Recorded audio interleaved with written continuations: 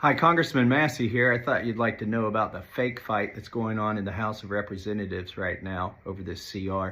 They're trying to pitch it as a conservative CR versus liberal Democrats, and even the Democrats are going along in the House. But let me tell you why that's a fake fight.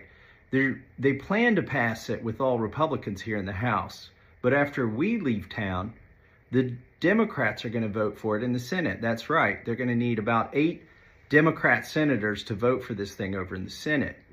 That means that this deal has already been cut, that Mike Johnson has cut a deal with the Senate Democrats, Senate leadership, and even Hakeem Jeffries, he's in on this, so that they can pitch their fake fight here in the House. Now, why am I so certain this is going to pass in the Senate when it gets over there with 8 Democrats, or however many Democrats they need? Well, Mike Johnson is sending us home a day early. We're going to vote on this thing and skip town. If you thought there was really a threat of them not passing it in the Senate, why would you leave town?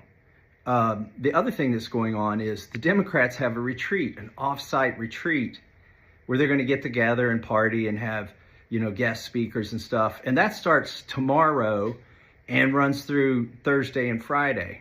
Now, you think they're not going to let this thing pass? What would happen if, let's say, the Freedom Caucus decided to take the conservative stance on this CR and oppose it? Well, they would be about 30 or 40 votes short here in the House, the Republicans would, but Hakeem Jeffries wouldn't be able to pretend, along with Mike Johnson, in this fake fight, that this is a conservative versus liberal battle in the House, and he would just hand over at least 40 Democrats. And once you get to 40 Democrats, it'd probably be a whole lot more Democrats. So that's what's going on. It's all a fake fight.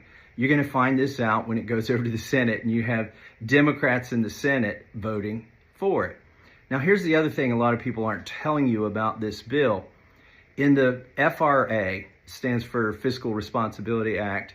I'm not saying it was that responsible, but in the FRA that passed a couple years ago under Kevin McCarthy, the deal that was cut between myself and others on the Rules Committee was that if you will guarantee a 1% cut in spending on any CR that goes past April 30th and put that into law, use the sequester language and put that into law, then we would raise the debt limit or suspend the debt limit for a period of time.